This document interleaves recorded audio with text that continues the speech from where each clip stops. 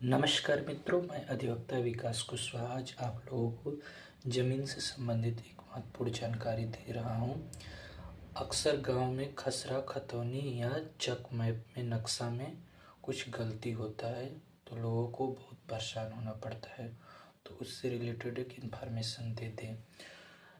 तो अगर आपके खसरा में, खतौनी में या चक मैप जो है यानी नक्शा में कोई मिस्टेक है तो उसके लिए क्या प्रोविज़न है। तो उत्तर प्रदेश की बात किया जाए तो Uttar Pradesh land revenue code 2006 लागू है। 2016 से ये तो लगभग सब लोग जानते होंगे जो कोर्ट कचहरी जाते होंगे या ज़मीन से जिसका थोड़ा सा भी कुछ जानकारी होगा तो ज़मीन के मैटर में।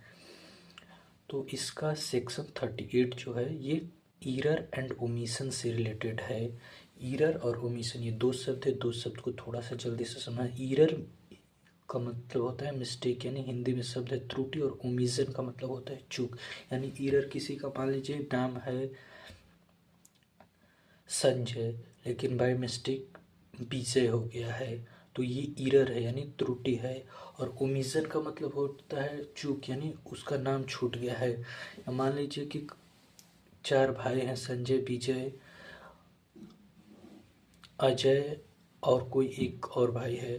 तो बाय मिस्टेक वो चौथा वाला भाई का नाम छूट गया है तो उस भाई का नाम भी अगर ये खसरा में, खतौनी में या मैप में दर्ज कराना है तो इसके लिए भी सेक्शन 38 का ही हेल्प लेना पड़ेगा। तो इसका क्या प्रोसीजर है समझते हैं।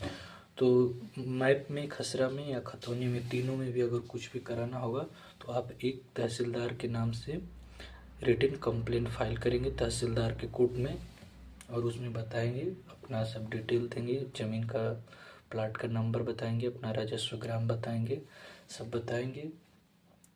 तो तहसीलदार साहब उस कंप्लेंट का कॉग्निजेंस यानी देखेंगे, एग्जामिन करेंगे।